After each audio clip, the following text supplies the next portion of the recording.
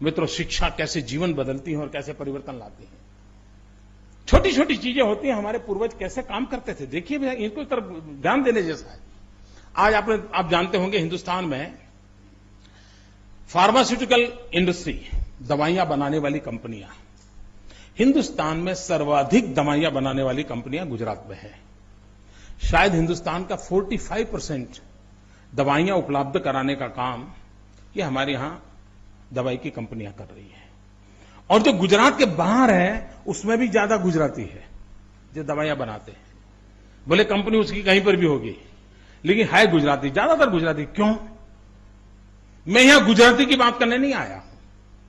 मैं उस बात पे ध्यान देना चाहता हूं कि हिंदुस्तान में सबसे पहली फार्मेसी कॉलेज का जन्म उस समय के जो दीर्घदृष्टा लोग थे, ऐसे लोगों ने, सरकार ने नहीं, माफ करना मुझे, सरकार ने नहीं, उन नागरिकों ने एक फार्मेसी कॉलेज को शुरू किया 50-60 साल पहले।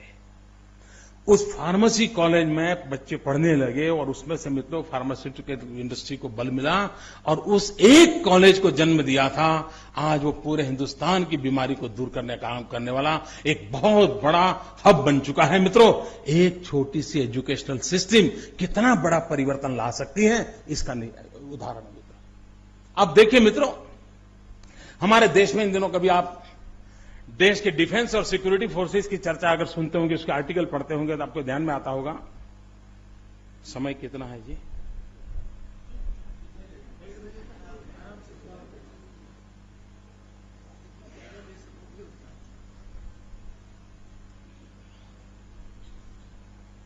मैंने समय का पूछा, आप हंस दिए, तो अर्थ क्या निकालो?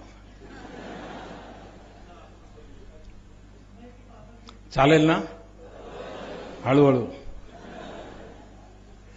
मित्रों, रक्षा के क्षेत्र में हम चारों ओर पढ़ रहे हैं कि हमारे देश में अड़ोस पड़ोस में कैसे लोगों से हम गिरे हैं, उसका वर्णन करने की जरूरत नहीं। मित्रों, क्या देश का हालत है, कोई पड़ोस में दोस्त नहीं हमारा। मित्रों, मैं हैरान हूं जी, लेकिन मुझे कहना दूसरा है। आप मित्रों देखिए कि हमारे यहां आज डिफेंस फोर्सेस में टॉप ऑफिसर्स में बहुत बड़ा वैकेंसी है, बहुत बड़ा वैक्यूम है। हमारे देश के नौजवान आर्मी में, एयरफोर्स में, नेवी में टॉप रैंक की पोजीशन पर नहीं जा रहे। क्या मित्रों, ये देश 8वीं कक्षा से ही बच्चों को ट्रेन नहीं कर सकता है कि हमें ये हमारे अफसरों की जरूरत है? मित्रों, 10 साल के भीतर भीतर वो जगह पूरी की जा सकती है, नहीं की जा सकती? आप मुझे बताइए मित्रों, हो सकता है, नहीं हो सकता है? मैं कोई बड़ा आसमान से कोई सॉल्यूशन लेके आया हूं क्या? ये सीधी समझ की बात है ना। वो रोते रहते, यार क्या करें, अफसर नहीं है। क्या क्या क्या मतलब है जी?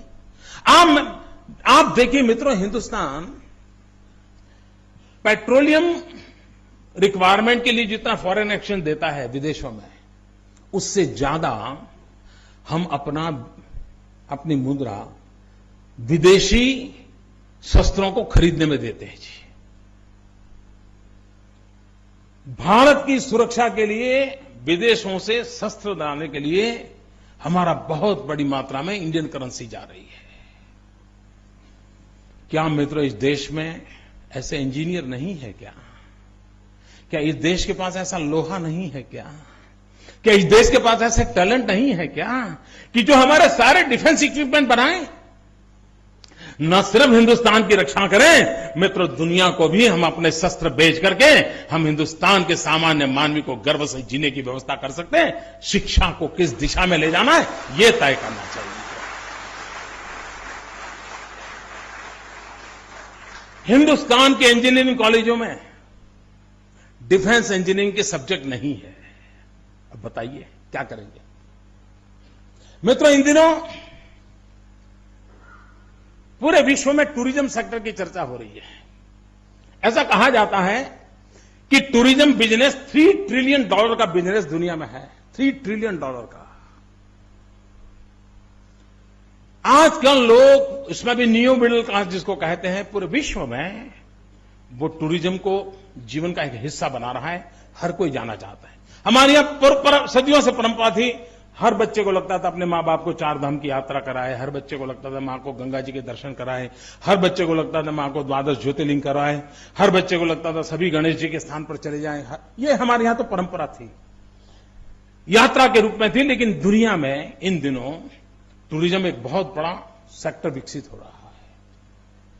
पूरे विश्व को देने के लिए हमारे पास क्या नहीं है मित्रों। दुनिया के देशों में अगर आप टूरिज्म के लिए जाएं और लोगों को कहेंगे कितना साल पुराना है, तो कहेगा 100 साल, वो 200 साल, ये 250, कोई कहीं जाए ज्यादा कहेगा 400 साल। हम यहां आए तो कहते ये 5000 साल पुराना है, ये 2500 साल पुराना है, 4000 साल पुराना है। मित्रों, वो हैरान हो जाता है, ये क्या है हमारे पास, क्या सामर्थ्य पड़ा है। मित्रों, सिर्फ हमारे देश ने टूरिज्म सेक्टर को ध्यान में रख करके ह्यूमन रिसोर्स डेवलपमेंट को बल दिया होता, हमने उस प्रकार के मानव संसाधन को तैयार किया होता जो टूरिज्म सेक्टर को बढ़ावा दे। आप देखिए मित्रों, मैं पुणे में जाऊं, आज मैं कहूं मुझे एक दिन के लिए गाइड चाहिए, पूरा पुणे से दिखाए, शिवाजी महाराज से लेकर के सारी बातें बताएं, लोकमान्य तिलक की बातें बताएं, मुझे गाइड मिलेगा?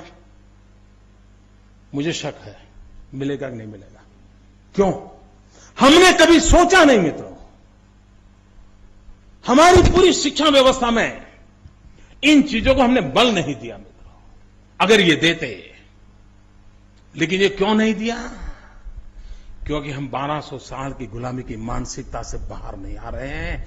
हमारे पास भी दुनिया को देने के कुछ है, इसके लिए भीतर से जो गर्व होना चाहिए, उस गर्व का अभाव है, इसलिए ताजमहल से बाहर निकल नहीं पाते हैं मित्रों। इस देश के हर कोने में कुछ न कुछ देने का हमारा सामर्थ्य है, हम दुनिया को देते नहीं है मित्रों।